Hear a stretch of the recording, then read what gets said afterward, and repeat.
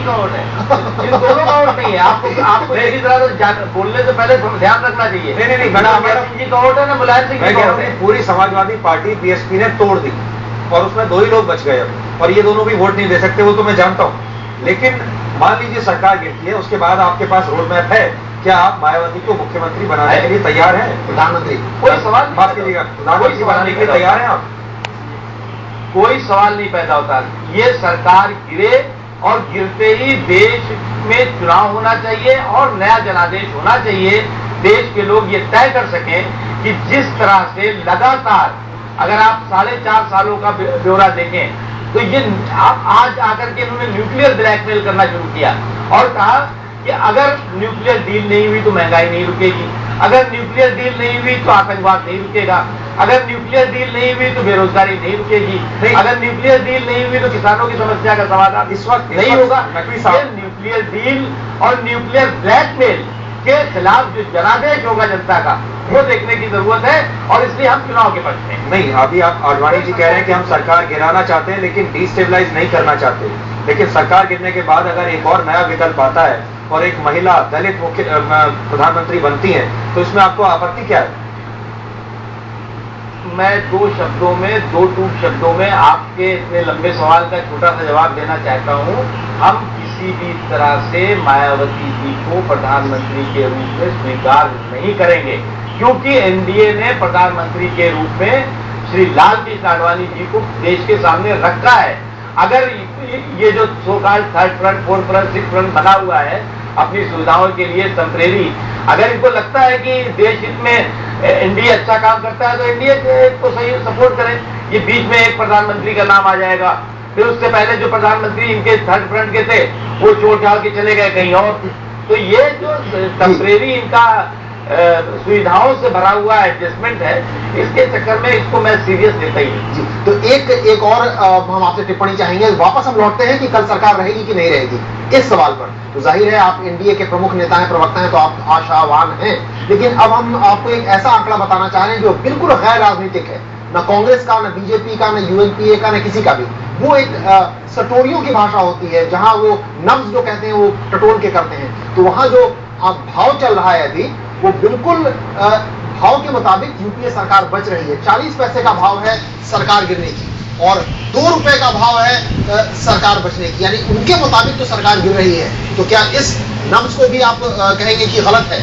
तो नकवी साहब देखिए, ये लोकतंत्र का मंदिर है, ना सट्टा बाजार है, ना शेयर मार्केट है।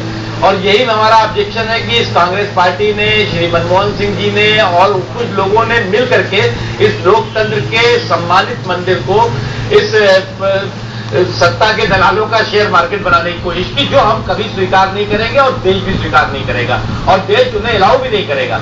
इसलिए ये सत्ता के बाजार में क्या चल रहा है, सट्टा बाजार इस देश के लोकतंत्र का अगर केवनहार बन जाएगा तो निश्चित तौर से हम तो नहीं मानते कि देश का भला होने वाला है। चलिए नकवी साहब, इंतजार रहेगा कल शाम का जब वोटिंग होगी और उसके बाद देश के सामने ये बात आ जाएगी कि जो विश्वास आप जता रहे हैं वो सही है या जो विश्वास यूपीए के नेता दिखा रहे हैं इस वक्त वो सही है। और फिर कल जो स्थिति बनेगी उस पर हम फिर एक बार फिर से आपके पास आएंगे और चर्चा करेंगे। लेकिन फिलहाल आपका शुक्रिया।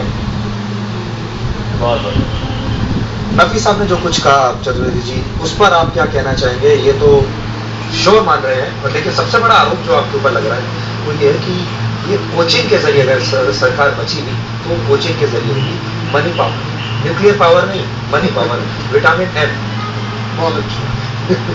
अभी नकवी जी ने तो काफी लंबा भाषण। दूसरी ओर सरकार ने सेतु समुद्रम परियोजना में आगे बढ़ने का फैसला किया है। इस बारे में सरकार मंगलवार को सुप्रीम कोर्ट को सुनवाई के दौरान जानकारी देगी। सूत्रों के मुताबिक सरकार आर्कियोलॉजिकल सर्वे ऑफ इंडिया से सर्वे कराने के अदालत के फैसले को नहीं मानेगी। सरकार राम सेतु को तोड़कर परियोजना पूरी करने के लिए अदालत से स्टे हटाने की मांग करेगी। याचिकाकर्ताओं ने राम सेतु को राष्ट्रीय धरोहर घोषित करने और परियोजना का रास्ता बदलने की मांग की थी। आसाराम बापू के आश्रम में बच्चों के शव मिलने का मामला ठंडा होने का नाम नहीं ले रहा है। अहमदाबाद में कई लोग आसाराम बापू के आश्रम में घुस गए। इन लोगों ने आश्रम में तोड़फोड़ की और आसाराम बापू की फोटो भी फाड़ दी। इन लोगों की मांग है कि बच्चों की मौत के मामले की सीबीआई से जांच कराई जाए। हालांकि राज्य सरकार मामले की जांच कराने का वादा कर चुकी है, लेकिन लोगों का गुस्सा ठंडा नहीं हो रहा है। इन लोगों का आरोप है कि आश्रम की लापरवाही से उन बच्चों की मौत हुई। भारत और पाकिस्तान के बीच 5वें दौर की बातचीत शुरू हो गई है। काबुल में भारतीय दूतावास में हुए धमाके का असर दोनों देशों के रिश्तों पर पड़ा है, क्योंकि धमाके के तार पाकिस्तान से जुड़ रहे हैं। काबुल में पिछले महीने हुए धमाके में भारत के डिफेंस अटैचे और एक IFS अफसर समेत 50 लोग मारे गए थे। भारत के विदेश सचिव शिवशंकर मेनन ने कहा है कि बातचीत काफी मुश्किल हालात में हो रही है।